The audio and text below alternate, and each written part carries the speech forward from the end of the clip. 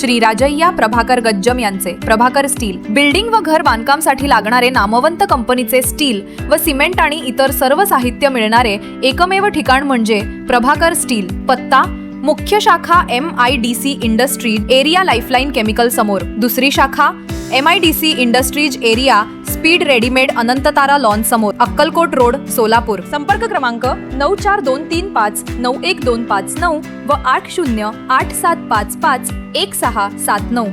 राज्य की राजनीति से बड़ी खबर सामने आ रही है। देखा जा रहा है कि एक नया राजनीतिक समीकरण बन गया है। आखिरकार राष्ट्रवादी अजीत पवार गुट और राष्ट्रवादी शरद पवार गुट के बीच समझौता हो गया है। स्थानीय निकाय चुनावों का बिगुल बज चुका है। चुनाव आयोग ने राज्य में नगर परिषद और नगर पंचायत चुनावों की घोषणा कर दी है। सभी पार्टियां अब चुनाव की तैयारी में जोर शोर से जुट गई हैं।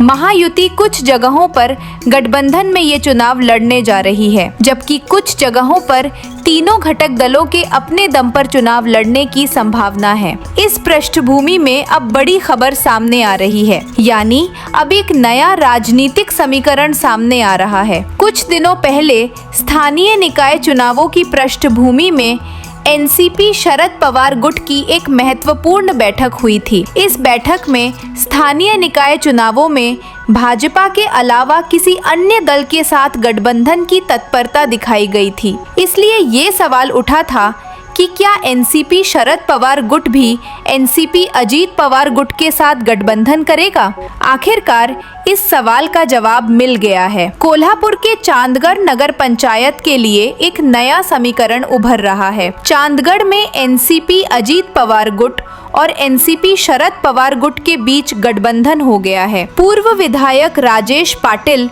और नंदाताई बाबुलकर मिलकर चुनाव लड़ेंगे। मंत्री हसन मुशरीफ की मध्यस्थता से ये चुनाव साथ मिलकर लड़ा जाएगा। इसकी घोषणा करने के लिए चांदगढ़ में एक संयुक्त प्रेस कॉन्फ्रेंस आयोजित की गई थी। इसलिए अब इस चुनाव को लेकर बड़ी उत्सुकता है। हालांकि जैसे चांदगढ़ में गठबंधन हुआ, क्या राज्य में कुछ और जगहों पर भी गठबंधन होगा, ये देखना महत्वपूर्ण होगा। उधर रविवार को राष्ट्रवादी शरद पवार गुट की कोर कमेटी की एक अहम बैठक हुई। सूत्रों से मिली जानकारी के अनुसार जहां OBC के लिए सीटें आरक्षित हैं, वहां केवल मूल OBC उम्मीदवारों को ही मौका दिया जाए और जहां OBC उम्मीदवार उपलब्ध नहीं हैं, वहां कुनबी प्रमाण पत्र वालों को उम्मीदवारी दी जाए। जानकारी सामने आ रही है कि शरद पवार ने इस बैठक में सांसदों और विधायकों को निर्देश दिए।